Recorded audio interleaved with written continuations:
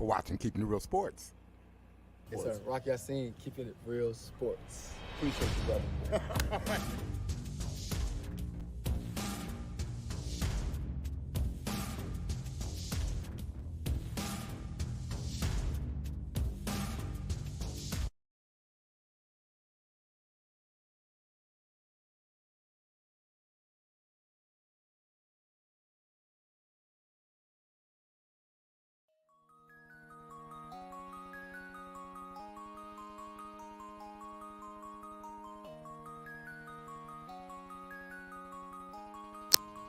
Hey, Taylor Rapp here from the LA Rams.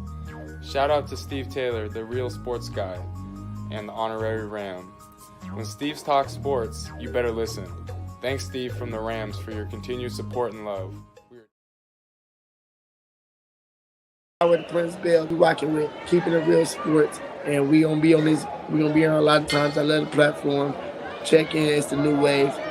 Like, follow, subscribe, and do all that good stuff.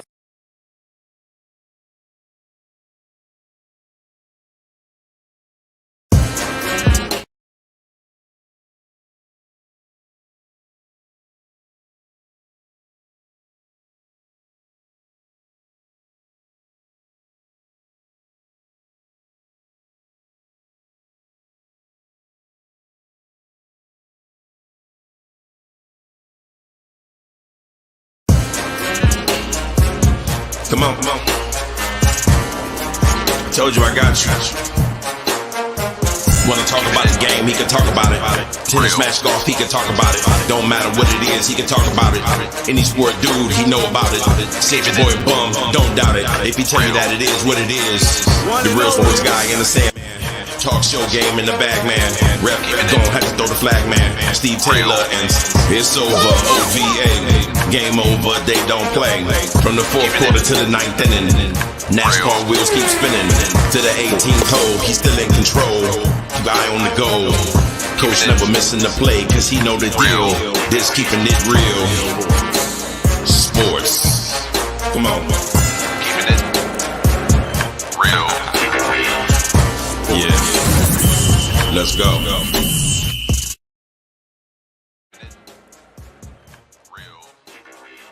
It's the Saturday morning edition of Keeping It Real Sports. It is fight night. Boy, I got a big show planned for you today. The other shoe has dropped on Michigan. We'll talk about that with football Saturday. Man, we've got major matchups. I'm going to give you this week's Keeping It Real college football poll, and I'm going to give you this week's power rankings. I got 6 NFL games that I'm going to give you. I've been picking nothing but winners, and I'm going to give you some more winners again today. Again, NBA, man, and a fight night. I'm going to show you what it's like to be in the shoes of Albert Bell, as I had a chance to follow him around, and more on Albert a little bit later. But like I always do, I can't wait to tell you what's hot off the Keeping It Real Sports Press.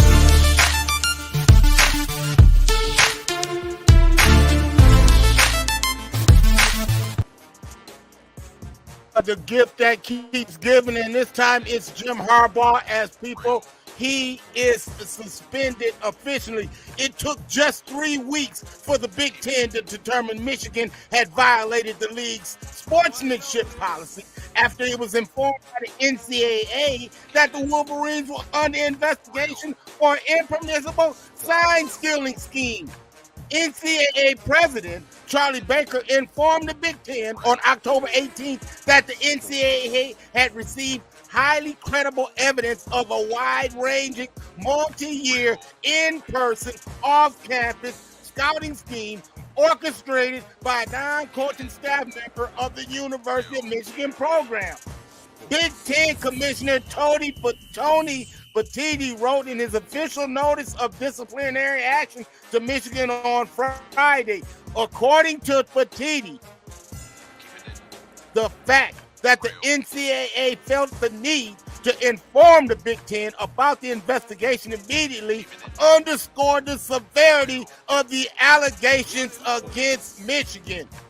It says it is rare and outside the NCAA's typical protocol for the NCAA to disclose information about an active investigation. Let's go more further inside of this. I can't wait to hear what my good friend Dale Parker has to say about this one. Dale Parker, the other shoe has dropped. They have suspended the guy, man. I mean, I guess they didn't have any other choice. Good morning, Steve. Thanks for having me on again. And you're right, they didn't have any choice. You know, Michigan submitted a 10-page response week and a half ago in regards to, you know, the information they received from the Big Ten commissioner that they were under investigation.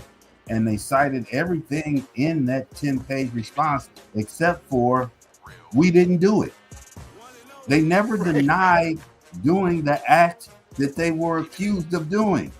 So he was left with no choice but to suspend them.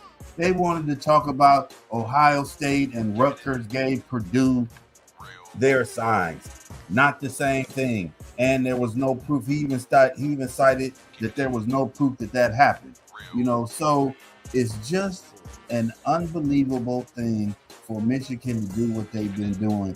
And I'm tired of listening to all the Michigan fans and, you know, the Michigan pundits, you know, let due process play itself out. I totally understand due process. I used to be a union rep, and due process is very important. But in this case, they had enough evidence to prove that something happened. And what happened was they were recording the other team's signs, which is against the rule. You broke a rule, you got to live with the consequences. Yeah, man, we're talking the Michigan scandal with Dale Parker. Dale, here's a large and detailed chart listing names of various individuals assigned to past, present, and future games involving the university's scheduled football opponents. Similar in-person attendance assignments for past and future games involving highly ranked non-conference football opponents. Notations showing whether in-person attendance at non-conference games would be necessary. Look, this here, man, is a red flag. Let's just go and look at the numbers, Dale Parker. 2015 to 2020, Michigan and Jim Harbaugh was 49-22 as a Michigan head coach. His point differential was plus 13. He was no playoff appearances, no Big Ten titles, 0-5 against Ohio State. Now, remember, you had just come off of having 63 hung on you, okay, a couple of weeks before. A year before. Then you tapped out the COVID year. You didn't play Ohio State. Now, all of a sudden, you come back after Ohio State, the COVID year, and now you're 34-3 with 2 playoff appearances, 2 Big Ten titles, and 2-0 against Ohio State. I mean, man, look here. It's easy to beat them if you know where the hell they at. That's all I'm saying, Dale Parker. Man, we can't go with this fugaziness that they finally found the recipe. That's a crock of you know what, man. Man, something had to be done. And in Michigan is still fighting it, and they're still saying that, hey, we didn't do it. But my question is, what is this dude's deal if that is the case, man? If you had nothing to hide, why did you stoop to these lengths to try to steal signs, man? That don't make sense to me, man. Help me make it make sense, Dale Parker. I can't. I'm sorry. I wish I could, but I just can't. I can't help you make it make sense because it doesn't make sense, you know? And let's not forget, he was on the hot seat also. There were rumors going around that Jim Harbaugh was going to be fired after that COVID season. Let's not forget. Yeah, exactly. Well, when he was 49-22. So he had to come up with something, and this is what he came up with. Man, okay, so let's look at the timeline, man. Let's go back to just January. The NCAA launches an investigation into the program for alleged violations during that so-called COVID-19 recruiting period. Okay, in August, Michigan self-imposes a 3-game sentence on Michigan, on Coach Harbaugh, to try to get ahead of this. But the NCAA goes further. Listen, they launched their own investigation into allegations of sign stealing, man. Man, this is not fair to kids, man. You're taking away from kids' livelihoods. And then to go even further, the FBI is involved, man. they are starting to investigate coaches. Man, where there's smoke, there's fire, man. And this thing is only begun, man. It's only just begun. Oh, totally agree with you. You know, that they're going to be under investigation for a long time. The due process that they want is going to play out on a bigger scale than what they're concerned about right now. You know, they keep looking at is, well, he shouldn't be suspended. They've gone into court, you know, to try to get a temporary injunction. You know, if you can get a friendly judge in Michigan, you know, a Michigan fan that will, you know, possibly give them that injunction. But the facts are the facts. The guy did it. You know, Harbaugh may not have known anything about it. You know, let's give him the benefit of the doubt at this time that he didn't know. But the head coach is responsible for the program and everything that goes on in the program. So he has to take the heat. And the one thing that I do like what the Big Ten commissioner, Batiti, said was, this is not, you know, we're basically not coming down on Jim Harbaugh. This is more coming down on the university as a whole, other than Jim Harbaugh, because somebody within that program knew what was going on. Let's say it wasn't Harbaugh, but it had to be some assistant coaches, some scouts, you know, besides the one who was out there filming, you know. And I even saw a video earlier this morning where he had different guys out in the stands with their camera phones up, you know, recording the other sideline. This is incredible. Right. It's video, man. Right. Like, dude, I mean, like they have the goods on you, man. I mean, say it out loud. The Big Ten blew the whistle on its second largest brand, man. Okay, it's gotta be something, man. So, man, quit saying that, man, we're the victims, man. Just look, you cheated. You got caught. Let's just call it what it is. That's it. Man, let's talk about college football.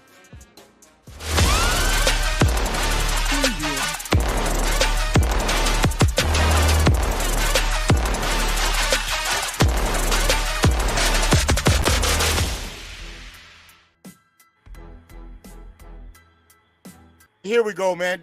You know the new college football poll has broken, man. But you know how we do it, man. Every week, man, we don't tell you, man, what they think, man. We give you what we think, man. So, man, hey, man, I mean, I'm sure that you'll like this week's college poll, man. So sit back, man. Let's check it out, man. Number 10, Ole Miss.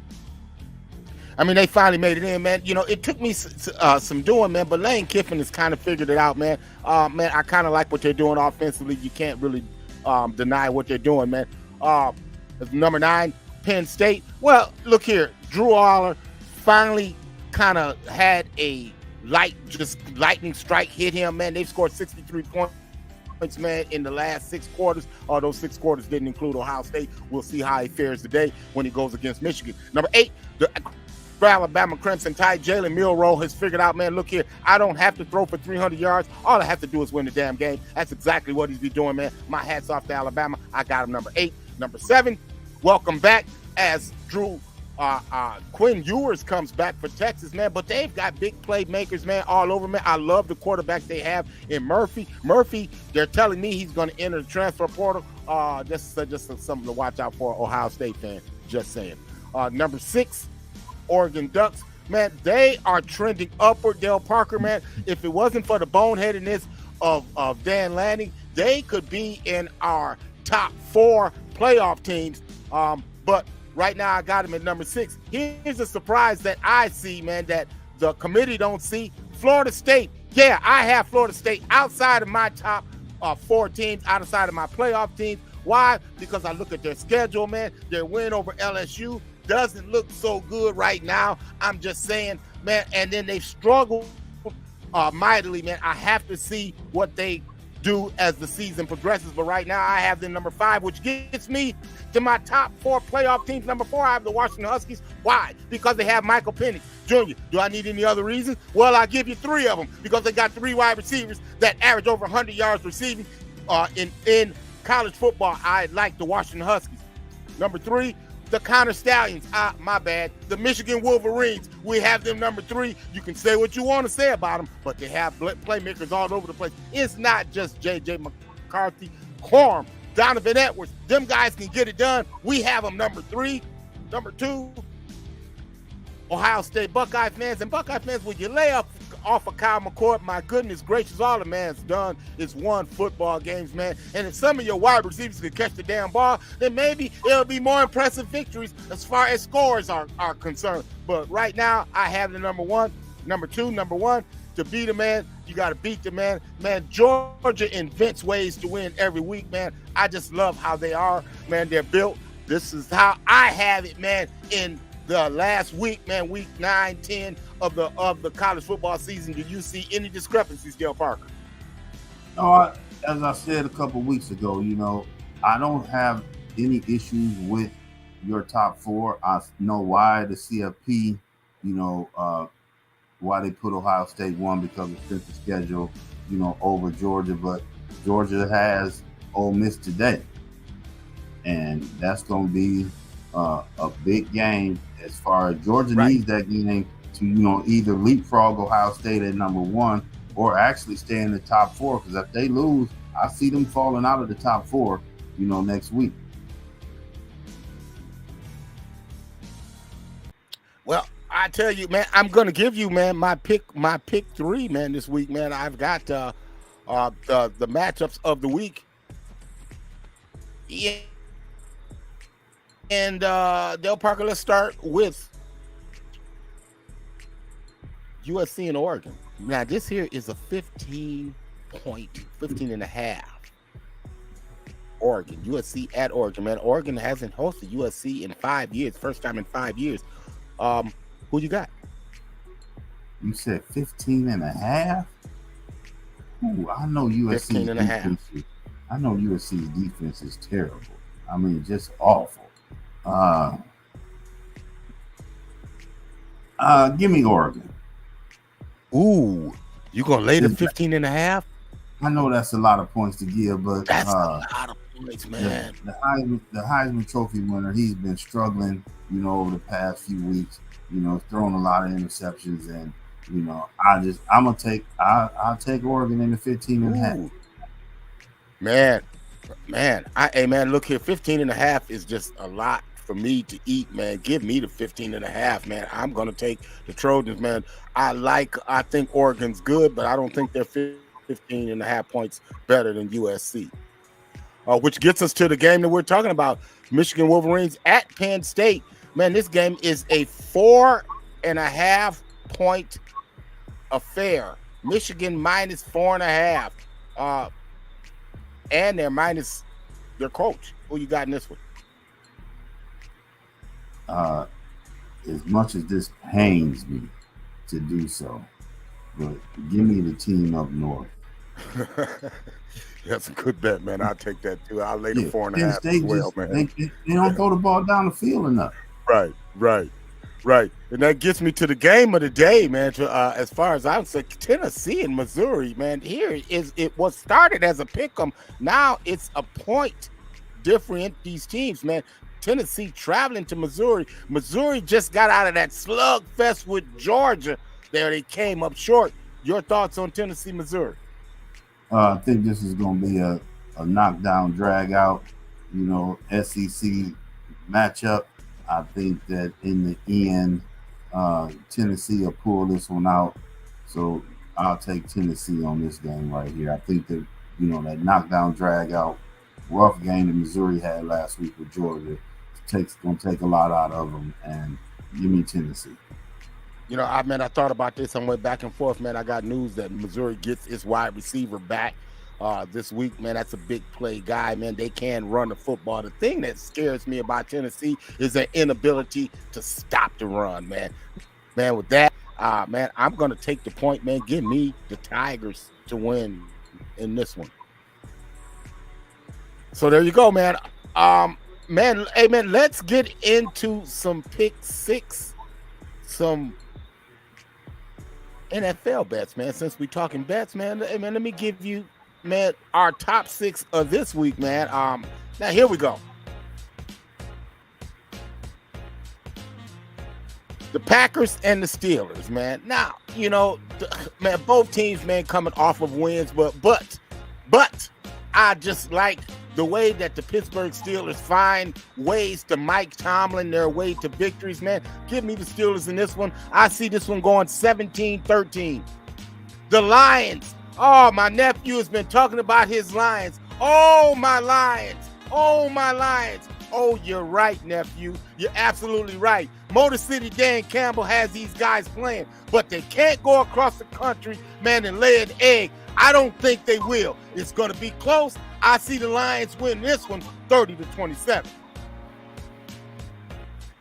The 49ers travel, man, across country to play the Jacksonville Jaguars, man. This one here is going to be an early game, man. Jacksonville coming off of the bye, man. Can they rise up to beat an ornery 49er team? I don't think so. I think the Niners win this one 27-17.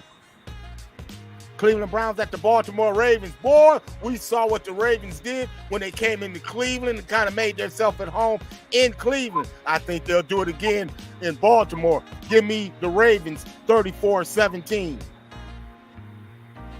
And the Jaguars and the Bengals, the Texans and the Bengals, man. It's just too much Joe Burrow. I just like the way that they're trending. I love what the young rookie from Ohio State is doing for the Texans, but I think this is going to be too tough of a hill to climb. Cincinnati wins this one 34-23. And my lock of the week, man, it's going to be the ugliest game of the week, Del Parker, but damn it, man, there's nowhere in the world that the Raiders are going to win 2 games in a row. They got their one win. They stood up. They stood out for their coach. I just don't see it, man. Yeah, I don't know why the NFL didn't flex that game this week. Sunday night, Jets and Raiders. Come on, man. Nobody want to watch that. Right. Real quick, the only thing that concerns me about that Cincinnati game is Higgins is out, and you're really not sure what's going to happen with Chase. So if Chase is out and Higgins is out, I can see the Texans pulling an upset there. Mid-season MVPs. I got 3 of them for you, man. And I'm going to let you pick this one here. Is Joe Burrow, Lamar Jackson, or the rookie? Right now, I love what CJ is doing. 14 touchdowns, 1 interception, in the top 5 in the league in a lot of statistical categories. You know, but if I have to pick one right now, I'd have to pick Lamar. Lamar is playing some unbelievable football. You know, they destroyed the Detroit Lions. They've been destroying everybody else. They lose 2 games because, like you said about earlier on, if the receivers could just catch the ball, you know, they would have a different win. Said that about Ohio State. And now the same thing applies to the Baltimore Ravens. So I will go with Lamar Jackson. Yeah, I tend to agree with you, man. Man, you know, I have them atop of my Keeping It Real Sports power rankings. I have them as the top team, man, strictly but because of Lamar Jackson. Hey, man, I know you watched the hoops last night, man. Man, let's talk a little bit of hoops, man. Let's do NBA updates.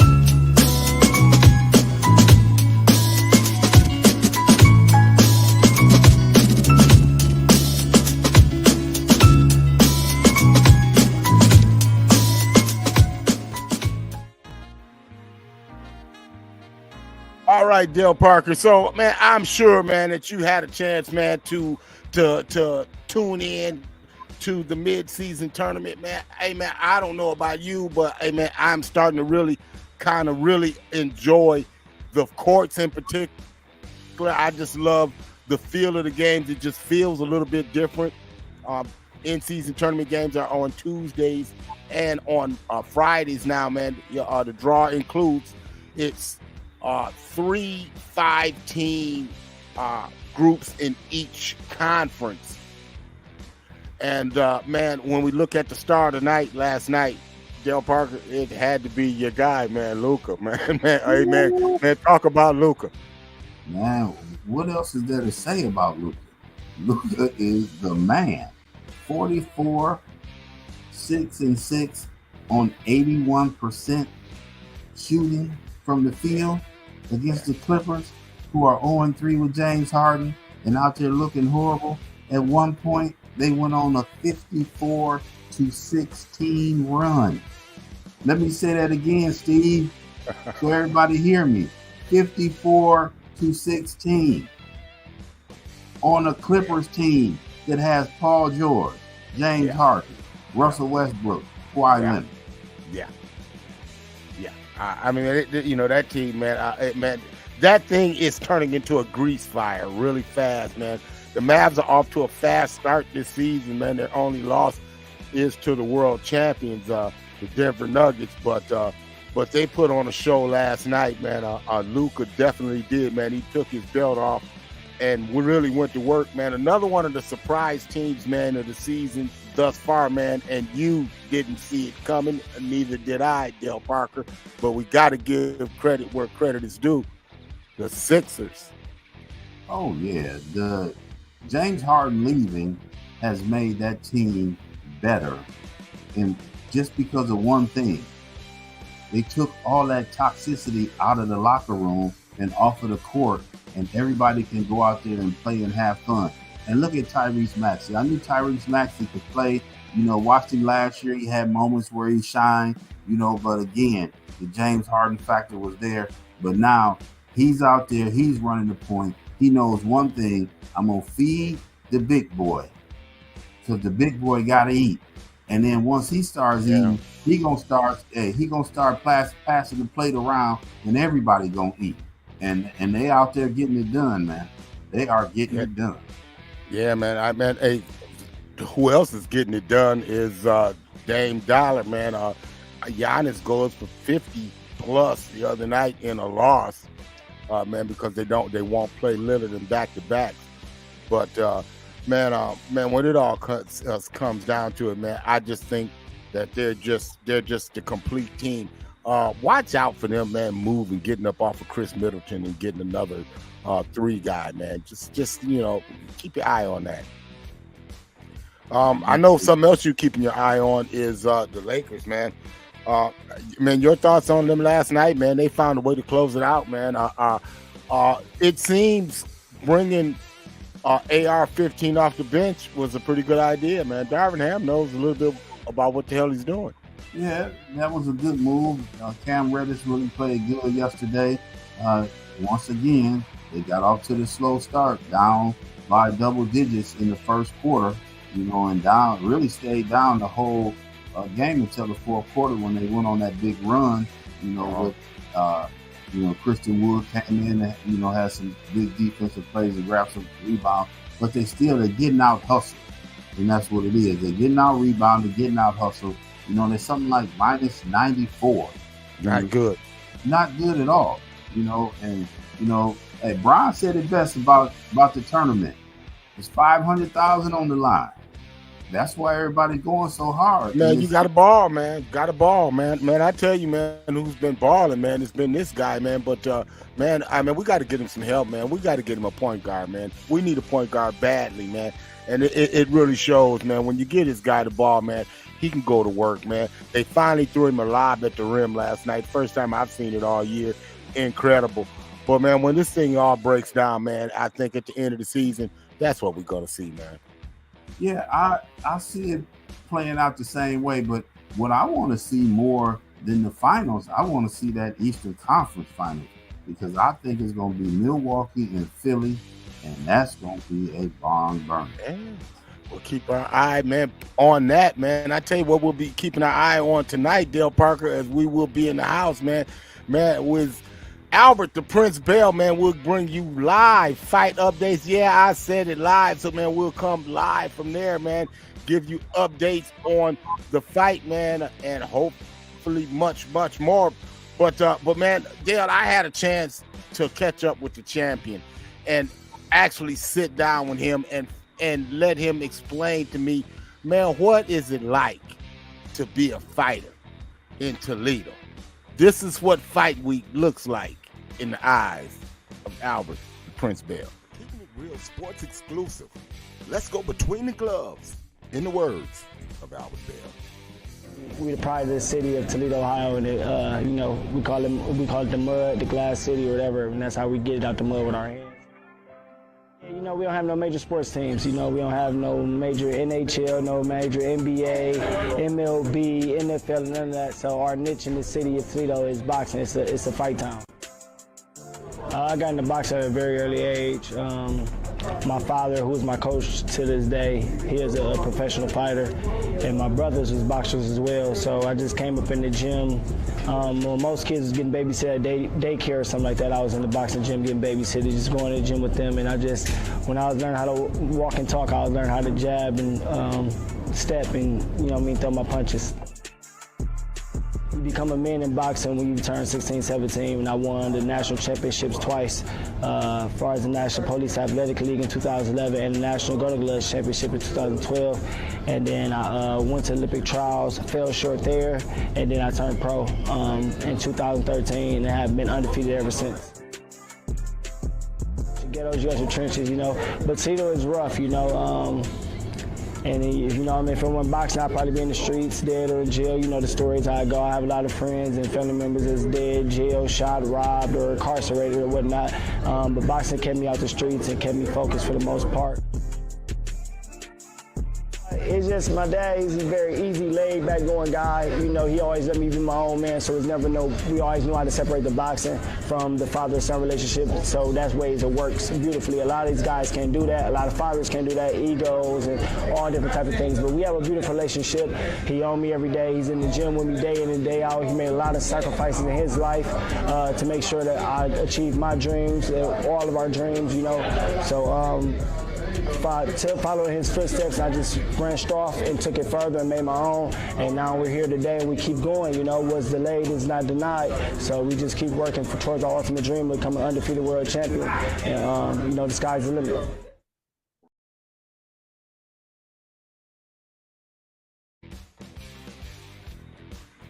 The limit, man, and we'll definitely be in the house tonight, man, supporting him as he continues his quest to become world champion. The Prince, Albert Bell.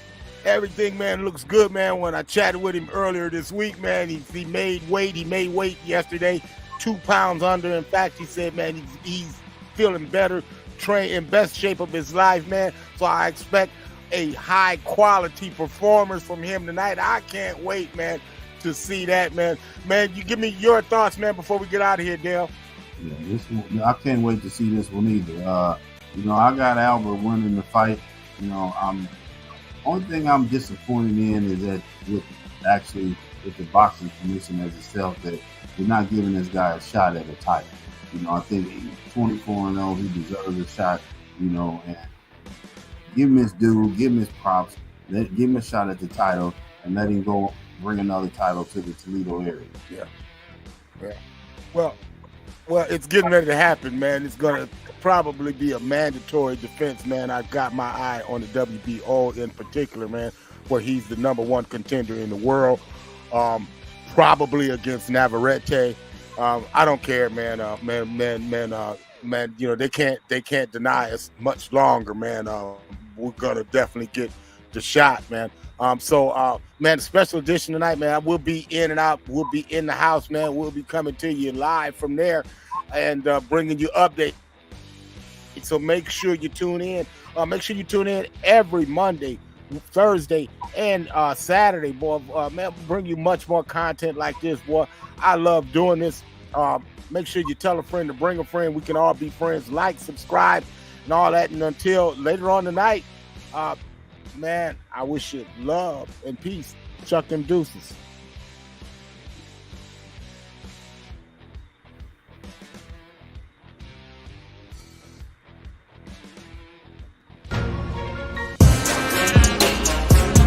Come on. I told you I got you. Wanna talk about the game, he can talk about it. Tennis, match, golf, he can talk about it. Don't matter what it is, he can talk about it. Any sport dude, he know about it. Save your boy bum, don't doubt it. If he tell you that it is what it is, the real sports guy in the stand. Talk show game in the bag, man. Rep, gon' have to throw the flag, man. Steve Taylor, and it's over. OVA.